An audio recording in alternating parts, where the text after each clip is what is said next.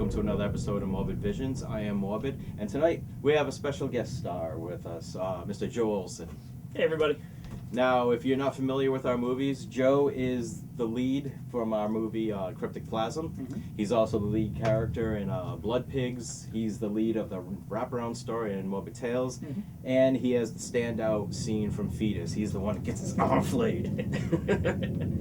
So, yeah, well, I thought it'd be interesting to do an episode on the work that Joe does. He has a very interesting craft that's very unique. So, it's stained glass work. So why don't you tell us, how did you start doing this? What made you get into doing this? Thank you.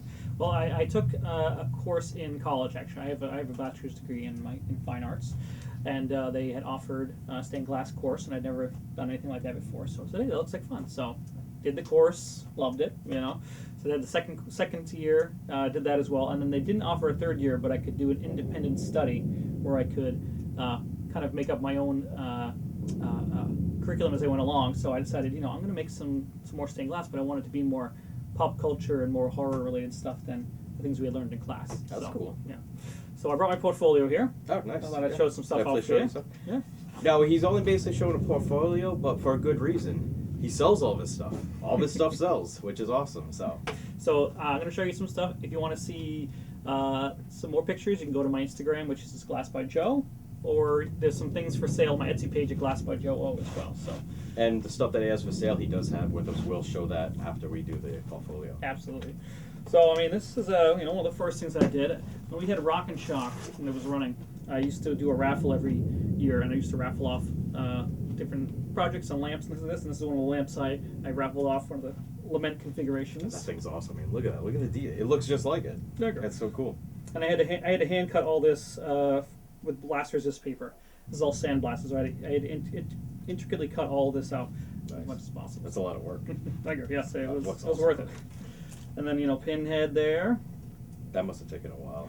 That's a lot of individual pieces. It did, and I had to find the right type of tacks. These are brass tacks that you use for when you put doors down. So let's get down to brass tacks. People say that. That's what they're talking about, because only some metals will solder and some won't. And brass definitely does that. So I made that, and those all come up out of the face, obviously. That's very cool. And I actually met Doug Bradley. He came over to the booth one of my first years at Rock and Shock, and he was just sort of looking at us. Oh, that's very very nice. He's very very polite. But then he came into the booth. He picked up one of the pieces, and we took a picture together. And it's on my Facebook page and stuff. That's awesome. I was not expecting it. I was like, it was a class act. It was very very cool. So that's what's cool is, like, especially when you're doing the conventions, it's so unique. I mean, I'm sure like someone like Doug Bradley, the last thing he expects to see is a stained glass of his face. Mm-hmm. So exactly, it was definitely. For a while I was the only one doing it at Rock and Shock, and then after a while some other people did come in as well, and then they were doing some stained glass stuff. But for a little bit it was just me, so that was cool. Aliens. At least this is on the lamp I made here. This one. It took me about a month to make. Oh wow. Yeah. And then of course you got some great. You got Stormtrooper and Ash. Can't go wrong with Ash from Evil Dead. I mean, how often do you expect to see Ash in stained glass? Actually, I made chainsaws and machetes too, and I sold all those as ornaments one day. I remember the chainsaws. You had those at our table one time. Yeah, that's right. This is, obviously, that is Freddy Krueger. And this one I had at Rock and Shock one year when Robert Englund was there as a guest. And I didn't have time to meet him. It was a long line. You had to buy special tickets and stuff. And I didn't have time. So, but it was cool that he was there. And then Brian's business manager, Stacy, comes up and says, grab that. She says, grab that. So I grab that, right? And I go over into the celebrity room, and I go right to the front of the line and see there's Robert Englund, and I show him that. He was really, really polite, and he's like, oh, I love that. He's like, I love that line you put there. And he was being really cool, and it was like awesome to actually go up there and meet him. And I don't want to be rude to everybody in the line, so I very quickly like, oh, just thank you so much and everything like that. But it was cool. If I was in the line, maybe I would have been able to talk to him or spend some time with him, but it's really cool to go up and at least show him the stuff that I made. So, well, at least it was cool. Like, he requested to see it. So, that made my day. It definitely makes for a unique experience. Absolutely. This one right here, this was actually made for Kane Hodder's website, Kane Hodder Kills, when he wrote his biography. The author Mike actually reached out to me he was looking for some different stuff to put on Kane's website, and he asked if I would make some different things based on the posters, and of course, Part 8 has Kane Hodder's Jason, so I made this really great I Love New York. That's awesome. One, which is just a great poster in and of itself. So. But again, how cool is that? I mean, Kane Hodder's website contacted you and said, "Would you make a special piece for us for the website?" That's just awesome. That's cool. Goes to show you're making good stuff. No, thank you. And then this is just some other stuff I made. So I made this 3-dimensional Jason mask. That one was a lot of fun. Yeah.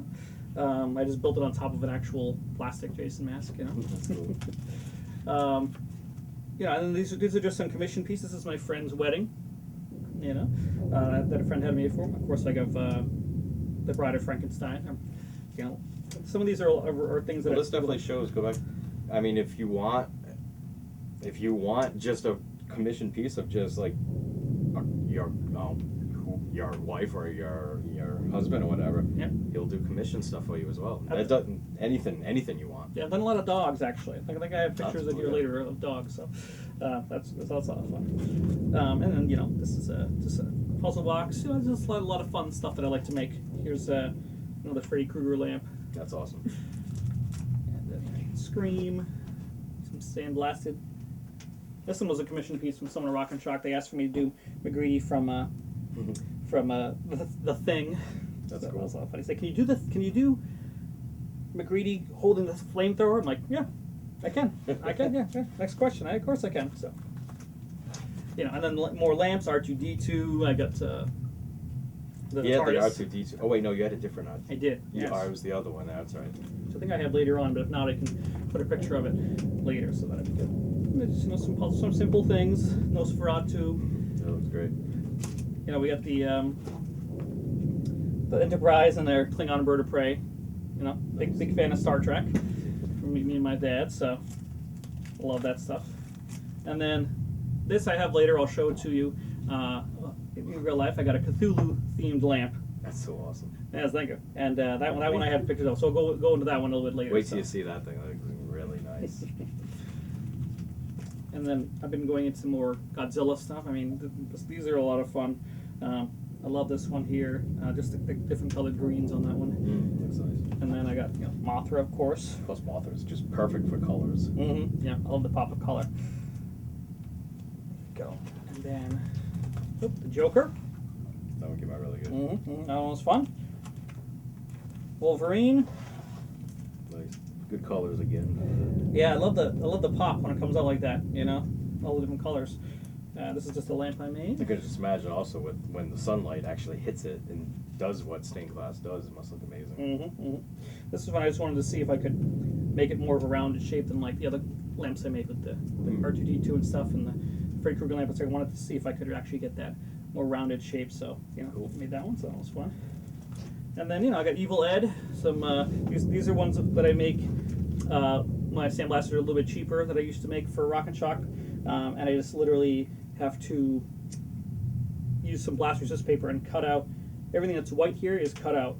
Jeez, that looks like a lot of work. Yeah, like with a little X-Acto knife, and then I leave everything that was black because it's clear, and then I would sandblast, and at the end it would take this out. So I love these though. He had a bunch of these at the he would have space on our table sometimes, and he had a few of these laid out, and my eye always went to these things. I thought they looked so cool.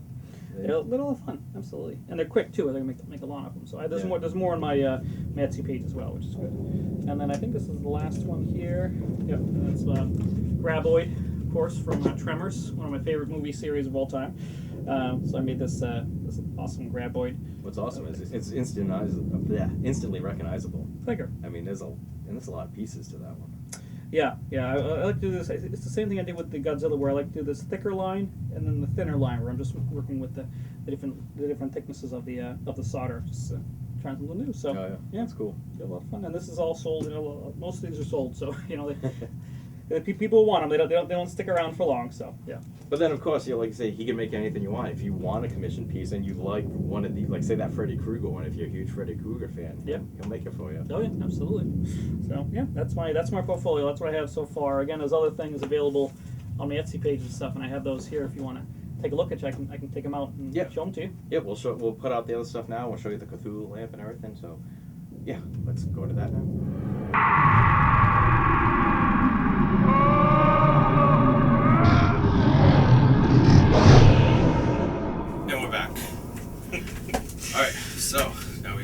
stuff. We didn't have it out first because obviously, wanted to be able to not block the portfolio. But show us what you have. Why don't you start with like the little small stuff? Yeah, so I've got these smaller ones that I've made. I think they're a lot more simple and they're a lot more fun to make, and they're easier to make than all the commission pieces as well. So I started off affordable for people at conventions too, right? Exactly. So I'm making these so I can sort of build up my inventory a little bit. So I started making these skulls. I designed these here. This is this fun little skull thing that I made. They got a couple different colors. Here, purples and even some clear ones. You can see the I like the little designs. Yeah, the pattern in there. I really like that one. And then some really cool things like that. So that almost looks camouflage. Yeah. And then so then I got this bubble. I love this bubble glass. It's one of my favorite kind of glasses. So I have that one there. And then just of course for holidays I got that one in a Santa hat there. Can't go wrong with that. And so I've been just focusing on more of the smaller things. Most recently, as of this week, I made this one right here. This is one of the unfortunate passing of Ivan Reitman, the director of Ghostbusters, of course. So it inspired me to make this Stay Puft Marshmallow one here. This one came out great. Will also be available on my Etsy page. Thank you very much. So I just kind of threw that together. And the cool thing, you see how detailed that is, and just, it looks great.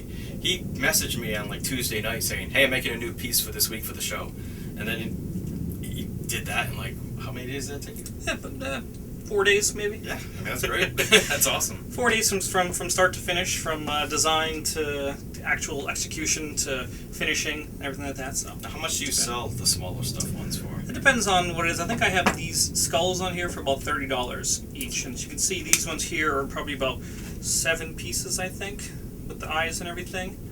And then this piece is a little bit more complicated. This one's probably like about 15 pieces or so, with the hat and everything. So it depends upon the size, but also the complexity of the piece. Because the more cuts I have to do, obviously, the more time it takes to make it. Yeah. So but all these are available on my Etsy page. So what's your Etsy page? Just so it's Glass by Joe O.